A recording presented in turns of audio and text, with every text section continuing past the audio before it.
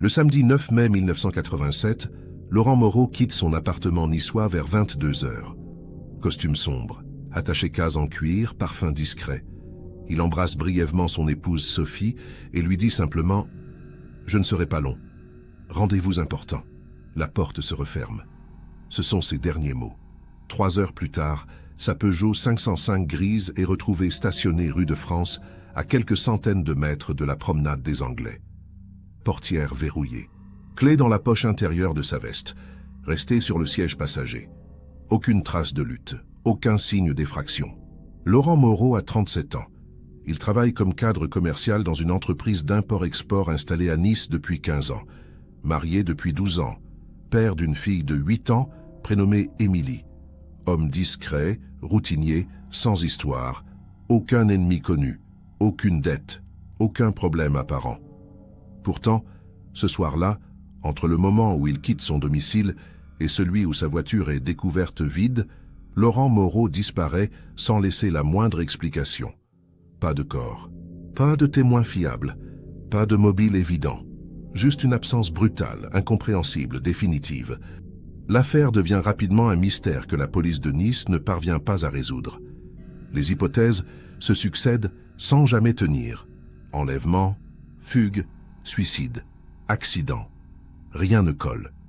Les enquêteurs interrogent un entourage, fouillent les relevés bancaires, analysent les derniers appels téléphoniques.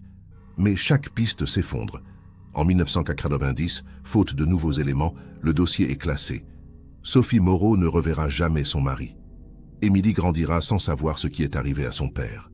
Pendant 28 ans, le silence écrase cette famille, jusqu'à ce qu'un objet enfoui depuis des décennies refasse surface et trahisse enfin la vérité. Avant de continuer, j'aimerais savoir quelque chose. D'où nous regardez-vous en ce moment? Quelle est votre ville? Et surtout, quelle heure est-il chez vous? Laissez-moi un commentaire pour me le dire. Et si cette histoire vous intrigue déjà, pensez à vous abonner à la chaîne et à laisser un like pour soutenir ce travail de recherche et de narration. Chaque soutien compte pour continuer à vous raconter ces affaires oubliées, ces mystères enfouis, ces vérités trop longtemps ignorées. Merci à vous. Maintenant, revenons à notre histoire. Revenons à cette nuit de mai 1987, à Nice, et à l'homme qui n'est jamais rentré chez lui. Laurent Moreau est né à Marseille en 1950. Après des études commerciales, il s'installe à Nice au début des années 70. Il y rencontre Sophie Dubois, institutrice, qu'il épouse en 1975. Le couple s'installe dans un appartement du quartier de Cimier, calme, résidentiel, loin de l'agitation touristique. En 1979, naît leur fille unique, Émilie. La vie de Laurent semble suivre une trajectoire classique, stable, sans surprise. Il travaille pour une entreprise spécialisée dans l'importation de produits électroniques. Ses collègues le décrivent comme quelqu'un de sérieux, ponctuel, peu bavard. Pas d'amis très proches. Pas de conflit. Un homme effacé, presque transparent. Pourtant, à partir d'avril 1987, quelque chose change. Sophie remarque des absences brèves mais inexpliquées. Laurent rentre parfois tard le soir, sans véritable justification. Il reçoit des appels téléphoniques qu'il prend dans une autre pièce, à voix basse. Quand elle lui pose des questions, il répond de manière évasive. Des clients difficiles, un dossier compliqué. Sophie n'insiste pas. Elle ne soupçonne rien de grave, juste une période professionnelle un peu tendue.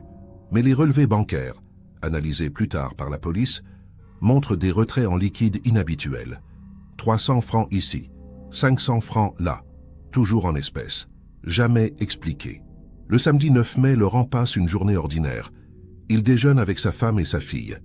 L'après-midi, il bricole dans le garage. Vers 19 h, il reçoit un appel téléphonique. Sophie entend seulement quelques mots. D'accord. 22 h. Laurent raccroche, prend une douche, enfile son costume. Sophie s'étonne. « Tu sors un samedi soir ?» Il répond calmement. « Rendez-vous avec un client important. Je ne serai pas long. » Il prend son attaché-case, embrasse rapidement Émilie qui regarde la télévision, puis quitte l'appartement. Sophie entend la voiture démarrer. Elle ne s'inquiète pas. Laurent a déjà eu ce genre de rendez-vous tardif par le passé. Vers 1 h du matin, Sophie commence à trouver l'absence longue. Elle essaie d'appeler Laurent, pas de réponse. À 2 h, elle téléphone à la police. On lui dit d'attendre. À 3 h 30, Un commissariat la recontacte. Une voiture correspondant à la description a été retrouvée stationnée rue de France, non loin du front de mer. Sophie se précipite sur place. La Peugeot est là, intacte, portière fermée, clé dans la poche de la veste posée sur le siège. Aucun signe de violence, aucun indice d'effraction. Mais Laurent a disparu. L'enquête démarre immédiatement. Les policiers inspectent la voiture, relèvent les empreintes, fouillent le coffre. Rien d'anormal. Aucune trace de sang, aucun objet suspect. Les premiers interrogatoires commencent. Où devait-il aller? Qui devait-il voir? Sophie ne sait pas. Laurent ne lui a donné aucun nom, aucune adresse. Les collègues de l'entreprise sont contactés. Aucun d'eux n'était au courant d'un rendez-vous prévu ce soir-là. Le lundi suivant, la direction confirme. Aucune réunion client n'était programmée. Laurent a menti, et Sophie commence à comprendre qu'elle ne connaissait peut-être pas aussi bien son mari qu'elle le croyait. Les premiers jours suivant la disparition de Laurent Moreau sont marqués par une confusion totale. La police de Nice lance une enquête de proximité. Les voisins sont interrogés. Personne n'a rien vu ni entendu d'inhabituel ce samedi soir. Laurent est parti seul en voiture, comme n'importe quel autre jour. Aucun témoin ne signale de comportement suspect dans les heures précédentes. Les enquêteurs vérifient les hôpitaux, les morgues, les commissariats environnants. Aucune trace. Aucun accident déclaré. Aucun corps non identifié correspondant au signalement. Laurent Moreau semble s'être volatilisé entre son domicile et la rue de France sans laisser le moindre indice tangible. Les relevés téléphoniques de la ligne fixe du domicile sont examinés. L'appel reçu par Laurent le soir de sa disparition provient d'un numéro prépayé, impossible à localiser précisément. Ce type de téléphone, courant à l'époque, ne permet aucune traçabilité fiable. La communication a duré moins de 2 minutes. Laurent a écouté, répondu brièvement, raccroché. Sophie ne se souvient d'aucun détail supplémentaire. Elle n'a pas entendu le contenu de la conversation. Elle a juste vu son mari partir peu après, sans nervosité apparente, sans stress visible. Juste un départ routinier, presque banal. Les enquêteurs fouillent l'appartement de Cimier. Ils cherchent des lettres, des documents, des indices cachés. Ils ne trouvent rien. Aucune correspondance suspecte. Aucun journal intime. Les placards sont ordonnés, les tiroirs bien rangés. Laurent menait une vie apparemment transparente. Les relevés bancaires montrent des retraits en liquide inhabituels depuis avril, mais rien d'alarmant. Pas de somme colossale. Juste des petits montants réguliers, jamais justifiés. Sophie ne sait pas à quoi servait cet argent. Laurent gérait seul les finances du couple.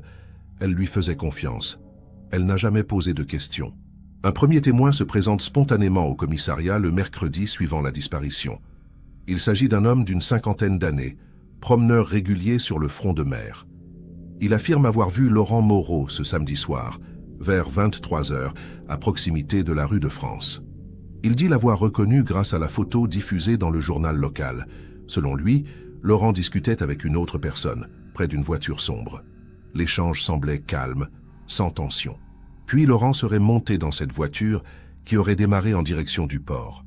Le témoin ne se souvient ni de la marque, ni de la plaque, ni du visage de l'autre personne, juste une silhouette floue dans la pénombre.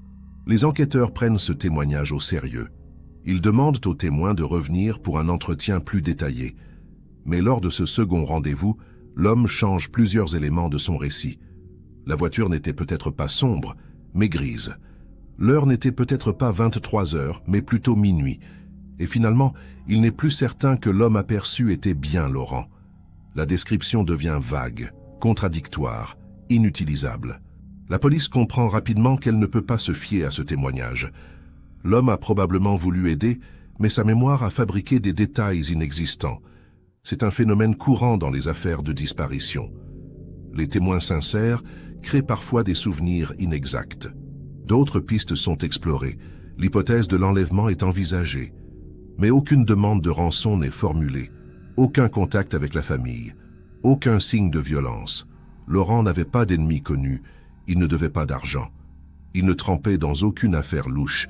L'hypothèse de la fugue volontaire est également étudiée. Mais là encore, rien ne colle. Laurent n'a emporté aucun vêtement, aucun objet personnel. Sa carte bancaire est restée chez lui, son passeport aussi. Impossible de partir loin sans papier, sans argent, sans préparation. Et surtout, pourquoi laisser sa voiture en pleine rue, clé dans la poche, sans aucune explication? L'hypothèse du suicide est rapidement écartée. Aucun corps n'est retrouvé en mer, aucune lettre d'adieu, aucun signe de dépression. Laurent ne consultait pas de médecin, ne prenait aucun traitement. Ses collègues confirment qu'il semblait normal, équilibré, sans détresse apparente. Sa fille Émilie ne se souvient d'aucun changement d'humeur, Sophie non plus. Juste ses absences récentes, ses appels discrets, ses retraits en liquide. Des anomalies mineures, insuffisantes pour expliquer un acte désespéré.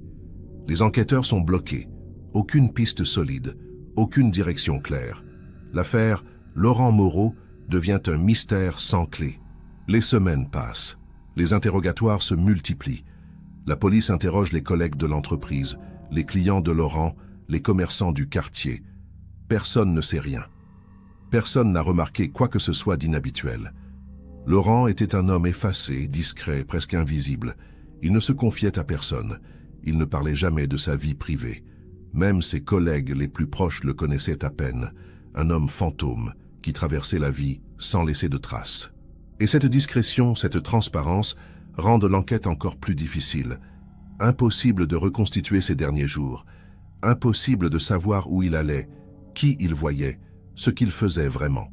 En juillet 1987, l'enquête piétine. Les médias locaux relaient l'affaire. Des avis de recherche sont affichés dans toute la région. La photo de Laurent circule, mais aucun appel utile ne parvient aux enquêteurs. Juste des signalements erronés, des confusions, des fausses pistes. Sophie Moreau vit un cauchemar éveillé. Elle ne comprend pas ce qui s'est passé. Elle ne sait pas si son mari est vivant ou mort. Elle ne sait pas s'il l'a quitté volontairement ou s'il a été victime d'un crime. Elle reste enfermée dans l'incertitude, incapable de faire le deuil, incapable de tourner la page. Émilie, 8 ans, pose des questions auxquelles personne ne peut répondre. Où est papa? Quand va-t-il revenir? Sophie ment. Elle invente des réponses rassurantes, mais elle sait que la vérité tarde trop à venir.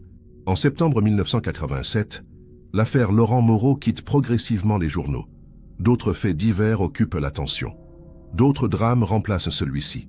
La police continue officiellement l'enquête, mais les ressources diminuent. Les interrogatoires s'espacent. Les vérifications se raréfient. Les enquêteurs n'ont plus de pistes concrètes à suivre. Ils attendent un élément nouveau, un témoignage décisif, une preuve matérielle. Mais rien ne vient. Le dossier Laurent Moreau devient un dossier froid, rangé dans les archives, consulté de moins en moins souvent. Sophie Moreau appelle régulièrement le commissariat.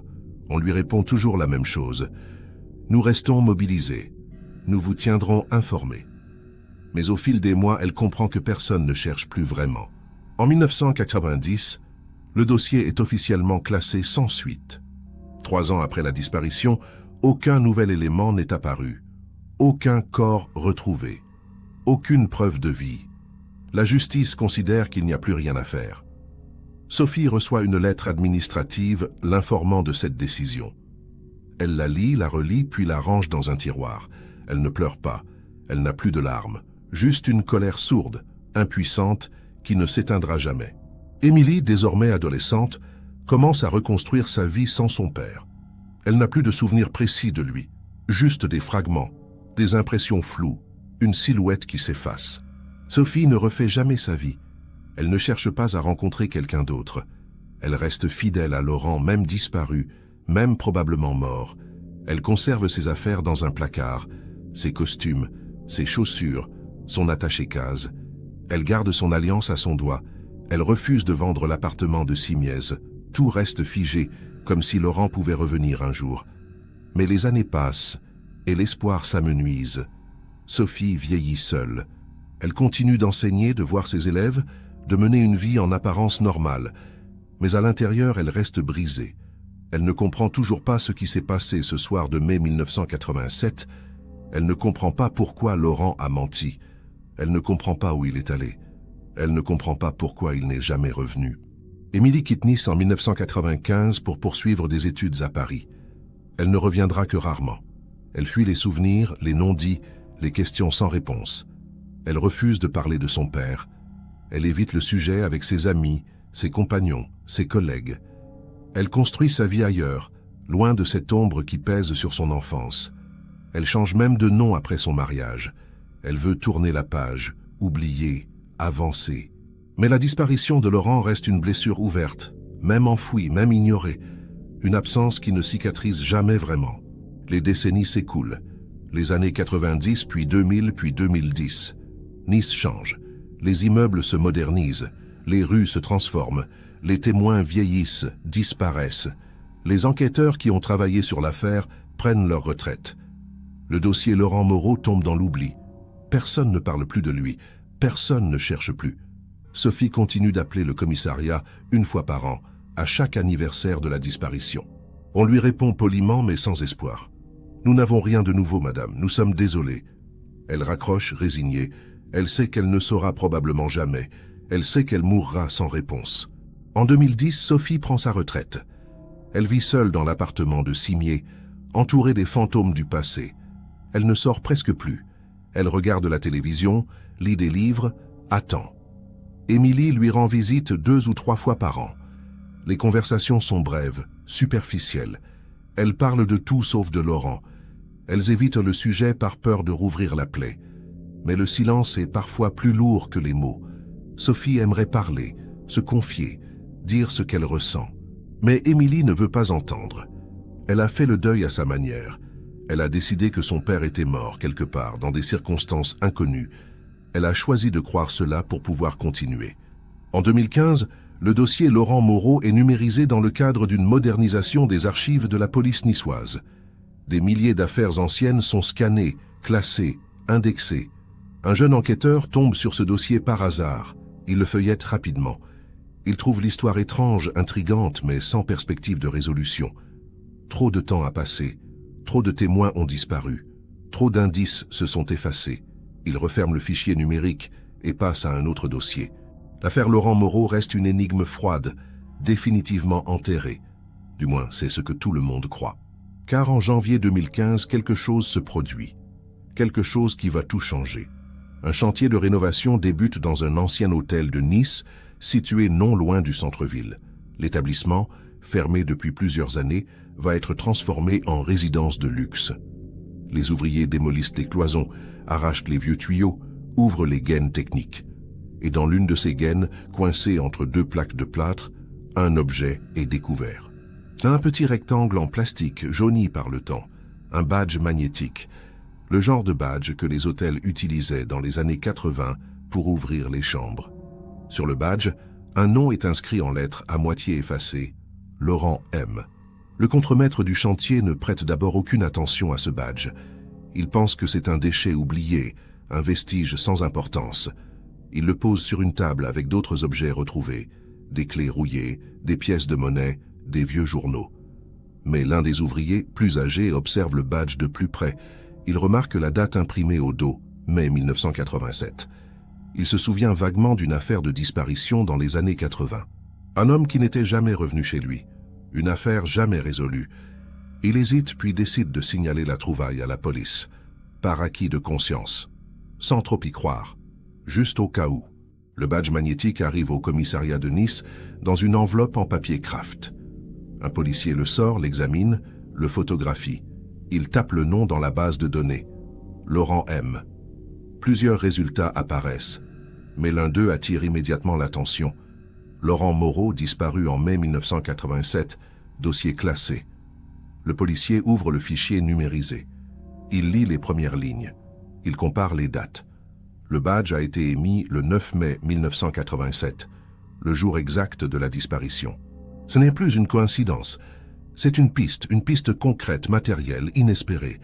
Après 28 ans de silence, un objet vient enfin parler. L'enquête est rouverte discrètement. Un jeune inspecteur, Julien Faure, est chargé du dossier. Il lit attentivement tous les rapports de 1987. Il note les contradictions, les zones d'ombre, les questions restées sans réponse. Puis, il se rend sur place, à l'ancien hôtel en rénovation.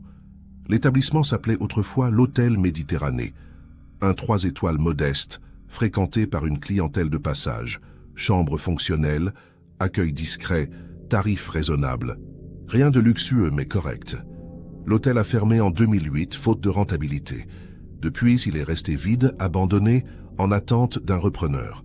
Le chantier actuel, vise à le transformer complètement. Julien Faure interroge les anciens propriétaires. Ils ne se souviennent de rien. Trop de clients sont passés dans cet hôtel entre 1980 et 2008. Impossible de se rappeler un nom précis, surtout 28 ans plus tard. Les registres de l'époque ont été détruits. Aucune archive papier n'a été conservée. Mais Julien insiste. Il demande si des documents numériques existent. Les anciens propriétaires fouillent leurs vieux disquettes, leurs CD-ROM poussiéreux. Et finalement, ils retrouvent quelque chose. Un fichier Excel datant de 1987, contenant les réservations du mois de mai. Un fichier sauvegardé par hasard, oublié depuis des décennies. Julien ouvre le fichier. Il cherche le nom Laurent Moreau. Il ne le trouve pas. Mais il trouve autre chose. Plusieurs réservations payées en liquide, sans nom complet. Juste des initiales. LM. Les dates correspondent. Mars 1987, une réservation de 2 nuits, chambre 214. Avril 1987, une réservation d'une nuit, chambre 318. Mai 1987, une réservation pour le samedi 9, chambre 405. Cette dernière réservation est celle qui correspond à la date de disparition. Julien note les numéros de chambre. Il retourne sur le chantier. Il demande aux ouvriers de lui montrer où se trouvait la chambre 405. La chambre 405 n'existe plus. Les cloisons ont été abattues. L'étage a été entièrement restructuré. Mais les plans d'origine sont conservés. Julien les étudie. La chambre 405 était située au 4e étage, côté cour intérieure. Une chambre double, avec salle de bain sans balcon. Rien de particulier. Mais en examinant les plans, Julien remarque un détail étrange. Entre la chambre 405 et la chambre voisine, il y a un espace vide, un espace non déclaré, non indiqué sur les plans officiels. Une sorte de gaine technique, inaccessible au public. C'est précisément dans cet espace que le badge a été retrouvé. Julien demande aux ouvriers de rouvrir cette gaine. Il démonte les plaques de plâtre restantes. L'espace est étroit, sombre, poussiéreux. Des tuyaux rouillés courent le long des murs. Des câbles électriques pendent dans le vide. Et au fond, dans un recoin, quelque chose attire l'attention. Un objet enroulé dans un vieux sac en plastique. Julien enfile des gants. Il s'approche. Il saisit l'objet. Il le déplie lentement. C'est une veste d'homme, en laine sombre taillée dans un style années 80. Dans la poche intérieure, il trouve un portefeuille. À l'intérieur du portefeuille, une carte d'identité. Le visage sur la photo est celui de Laurent Moreau. La découverte provoque un choc. Julien Faure appelle immédiatement ses supérieurs. Une équipe de la police scientifique est dépêchée sur place. La gaine technique est entièrement fouillée. D'autres objets sont retrouvés. Une montre-bracelet, une ceinture en cuir, des chaussures. Tous ces objets appartenaient visiblement à Laurent Moreau. Mais aucun corps n'est découvert. Juste des vêtements, des accessoires, des effets personnels. Comme si Laurent s'était déshabillé dans cet espace confiné, puis avait disparu. Mais comment? Pourquoi? Et surtout, où est-il passé? Les analyses commencent. Les vêtements sont examinés en laboratoire. Aucune trace de sang, aucune trace de violence. Juste de la poussière, de la moisissure, des traces d'humidité. Les objets sont restés enfouis pendant 28 ans, dans un espace fermé, à l'abri de l'air et de la lumière. Ils sont dans un état de conservation surprenant.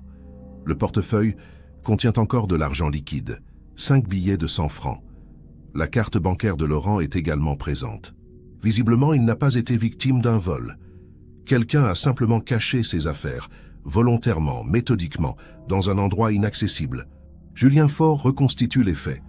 Laurent Moreau arrive à l'hôtel Méditerranée le samedi 9 mai 1987, vers 22h30. Il a réservé la chambre 405 sous ses initiales en payant comptant. Il monte dans la chambre. Il utilise son badge pour ouvrir la porte. Puis, à un moment donné, il se retrouve dans cette gaine technique. Soit il y est entré volontairement, soit quelqu'un l'y a poussé. Ses vêtements sont retirés, cachés. Mais lui, où est-il? A-t-il quitté l'hôtel nu? A-t-il été tué sur place? Son corps dissimulé ailleurs? Les hypothèses se multiplient, mais aucune ne tient vraiment. Les archives de l'hôtel révèlent un autre détail crucial. Le samedi 9 mai, la chambre 405 avait été réservée pour 2 personnes. Pas une, mais 2. Le registre indique un couple sans autre précision. Qui était la seconde personne? Julien cherche dans les fichiers, mais aucun nom n'apparaît clairement. Juste des initiales floues, CD. Impossible de savoir qui se cache derrière ces lettres. Une maîtresse? Une complice? Une victime? Les enquêteurs interrogent à nouveau Sophie Moreau. Elle confirme que Laurent ne lui a jamais parlé d'une quelconque relation extra-conjugale. Elle ne connaît personne. Avec les initiales CD, elle tombe des nues. Après 28 ans d'attente, elle découvre que son mari menait une double vie. Les révélations s'enchaînent. Julien Faure épluche méthodiquement les relevés bancaires de Laurent Moreau, conservés dans les archives. Entre janvier et mai 1987, une quinzaine de retraits en liquide ont été effectués. Toujours des sommes modestes, entre 200 et 500 francs.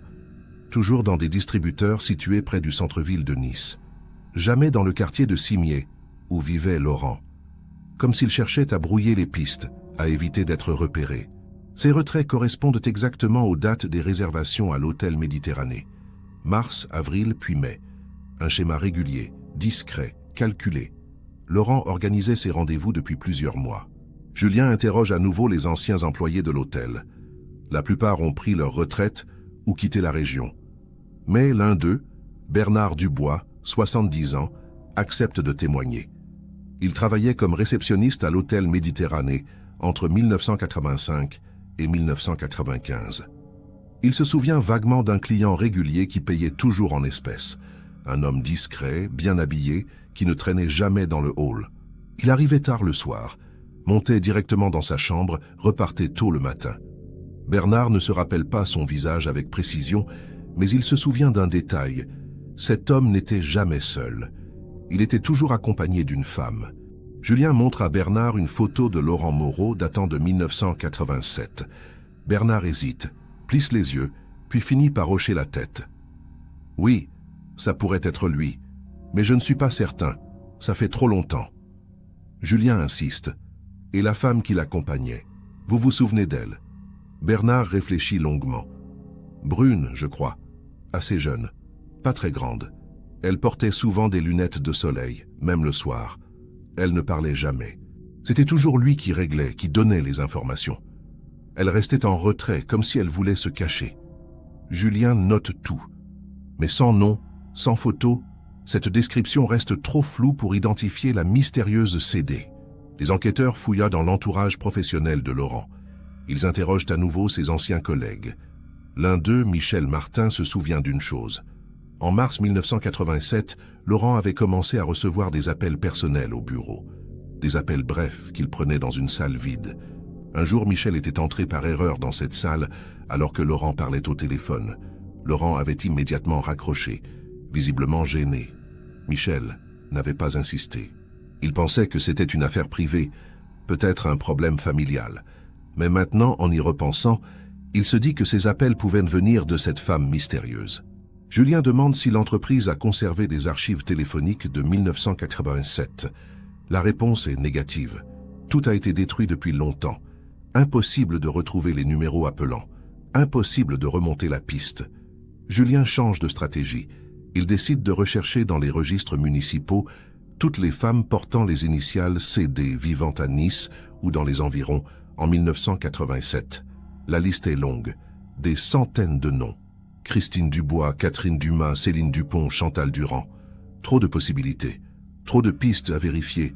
Et surtout, rien ne garantit que CD était bien le vrai nom de cette femme. Elle a très bien pu donner un faux prénom à l'hôtel. Les semaines passent. L'enquête avance lentement. Julien interroge plusieurs femmes correspondant aux initiales CD. Aucune ne reconnaît Laurent Moreau. Aucune n'admet avoir eu une liaison avec lui. Certaines ont quitté Nice depuis longtemps, d'autres sont décédées. D'autres encore refusent de répondre. Julien se heurte à un mur.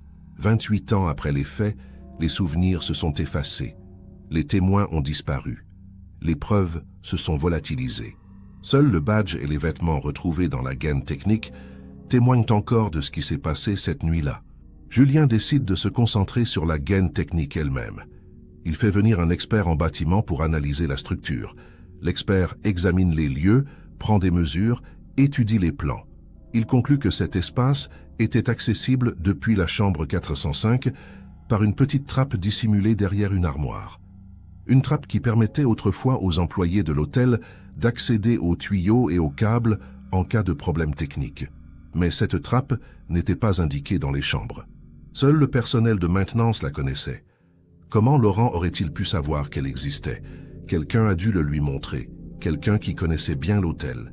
Julien interroge à nouveau Bernard Dubois, l'ancien réceptionniste. Est-ce que des employés de l'hôtel auraient pu aider un client à accéder à ces gaines techniques? Bernard hésite. Pas officiellement, non. Mais certains employés faisaient des arrangements. Vous comprenez? Pour des couples qui voulaient de la discrétion, qui ne voulaient pas être vus. Parfois, on leur montrait des passages secrets, des escaliers de service. C'était toléré, tant que ça ne causait pas de problème. Julien comprend. L'hôtel Méditerranée n'était pas seulement un hôtel de passage, c'était aussi un lieu de rendez-vous clandestin, d'adultère discret, de liaison cachée. Cette découverte ouvre une nouvelle hypothèse. Et si Laurent et sa maîtresse avaient utilisé cette gaine technique pour se retrouver sans être vus? Et si quelque chose avait mal tourné cette nuit-là? Un accident, une dispute, une chute? La gaine était étroite, encombrée de tuyaux et de câbles, facile de trébucher, de glisser, de se blesser. Julien fait inspecter minutieusement l'espace par la police scientifique. Des analyses ADN sont effectuées sur les vêtements retrouvés. Elles confirment qu'il s'agit bien de ceux de Laurent Moreau. Mais aucune trace de sang n'est détectée, aucune trace de lutte, juste des vêtements pliés, rangés, cachés délibérément. Julien reconstitue mentalement la scène. Laurent arrive à l'hôtel avec CD. Il monte dans la chambre 405. Peut-être qu'il se déshabille, peut-être qu'ils se préparent à passer la nuit ensemble. Puis quelque chose se produit. Une dispute, une révélation, un danger inattendu. Laurent retire ses vêtements, ou quelqu'un les lui retire. Ils sont cachés dans la gaine technique. Mais où est passé Laurent lui-même? A-t-il quitté l'hôtel nu, en pleine nuit, sans être vu? Impossible. Les employés de nuit l'auraient remarqué. A-t-il été tué sur place, son corps évacué discrètement? Mais comment? Et par qui? En mars 2015, Julien Faure obtient l'autorisation de faire creuser sous l'ancien emplacement de la chambre 405. L'hypothèse d'un corps dissimulé dans les fondations de l'hôtel est prise au sérieux. Une équipe de fouilles est mobilisée. Pendant 2 semaines, les ouvriers creusent, sondent, analysent le sol. Ils ne trouvent rien. Aucun ossement, aucune trace humaine. Juste des gravats, des câbles électriques enterrés, des tuyaux anciens. Laurent Moreau n'a pas été enterré ici. Son corps est ailleurs. Ou peut-être n'a-t-il jamais été tué. Peut-être a-t-il survécu à cette nuit, mais a choisi de disparaître volontairement pour des raisons que personne ne comprend. Julien décide d'interroger Sophie Moreau une dernière fois. Elle a maintenant 79 ans. Elle vit toujours seule dans l'appartement de Simiez. Julien se rend chez elle. Elle l'accueille calmement, sans surprise. Elle sait déjà ce qu'il va lui dire. Les médias ont relayé la découverte du badge et des vêtements. Sophie a tout lu, tout entendu. Elle n'est plus choquée, juste résignée. Julien lui explique les résultats de l'enquête. Il lui parle de la double vie de Laurent, de l'hôtel, de la femme mystérieuse. Sophie écoute sans interrompre. Puis elle dit simplement « Je savais qu'il mentait, je le sentais, mais je ne voulais pas savoir. » Julien lui demande si elle a des souvenirs, des détails qui pourraient aider à identifier CD. Sophie réfléchit longuement. Puis elle se souvient d'une chose.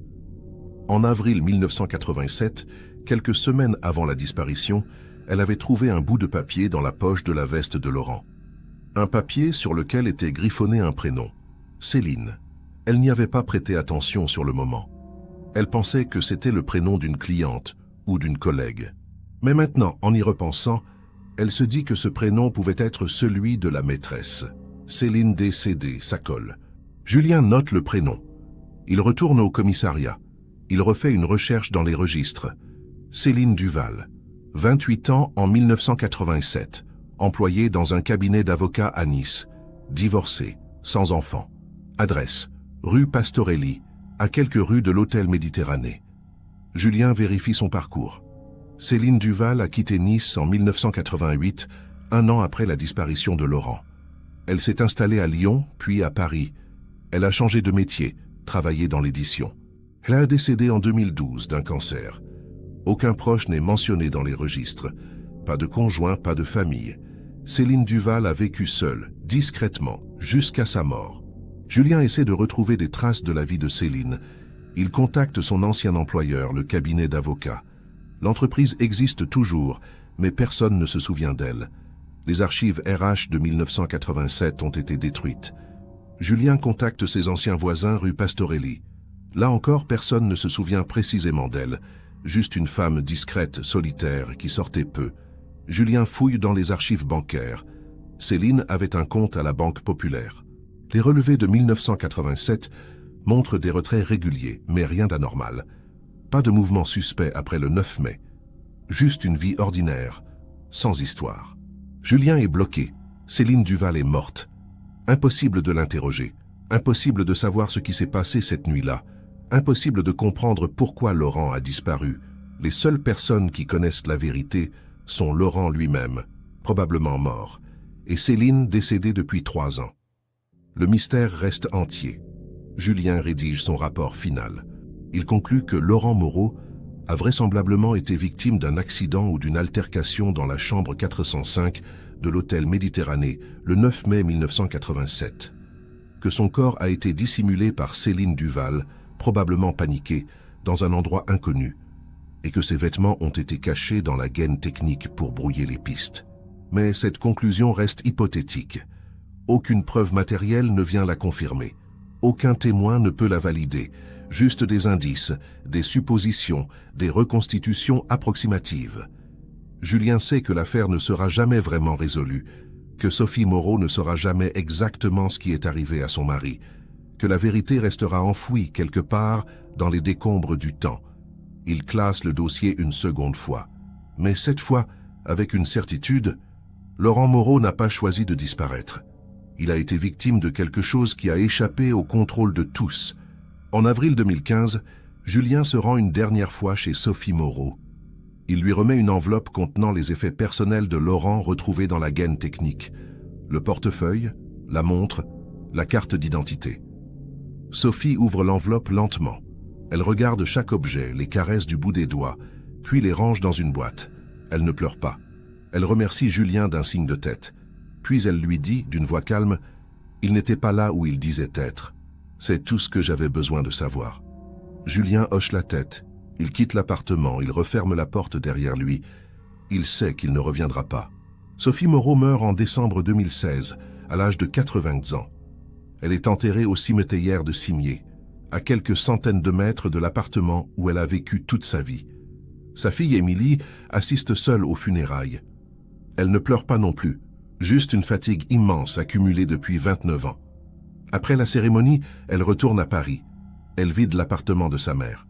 Elle donne les meubles, les vêtements, les livres. Elle garde seulement une photo de son père, prise en 1985, avant que tout ne bascule. Sur cette photo, Laurent sourit. Il porte un costume clair, une cravate sobre. Il a l'air heureux, insouciant, normal. Émilie glisse la photo dans son sac, puis elle ferme la porte de l'appartement une dernière fois. L'hôtel Méditerranée est entièrement démoli en 2017. À sa place, un immeuble moderne est construit, des appartements de standing avec vue sur la mer. Personne ne sait ce qui s'est passé ici, 30 ans plus tôt. Personne ne sait qu'un homme a disparu entre ces murs, laissant derrière lui une famille brisée et un mystère insoluble. La vie continue. Nice change. Les décennies passent. Mais quelque part, dans les archives de la police, le dossier Laurent Moreau reste ouvert. Classé mais jamais vraiment fermé. Parce que certaines disparitions ne trouvent jamais de réponse. Parce que certaines vérités restent enfouies pour toujours. L'affaire Laurent Moreau illustre une réalité glaçante. Certaines disparitions ne se résolvent jamais complètement. Même lorsque des indices refont surface, même lorsque des preuves sont retrouvées, la vérité reste fragmentaire, incomplète, frustrante. Laurent a menti à sa femme. Il menait une double vie. Il retrouvait régulièrement une femme dans un hôtel discret. Et une nuit, quelque chose a mal tourné. Peut-être un accident. Peut-être une dispute fatale. Peut-être un geste irréparable. Personne ne le saura jamais avec certitude. Le badge retrouvé en 2015, 28 ans après les faits, a permis de lever une partie du voile. Mais pas tout. Sophie Moreau a vécu presque 3 décennies dans l'attente et l'incompréhension. Elle a fini par obtenir une réponse, Mais cette réponse n'a fait qu'ajouter de la douleur à son deuil.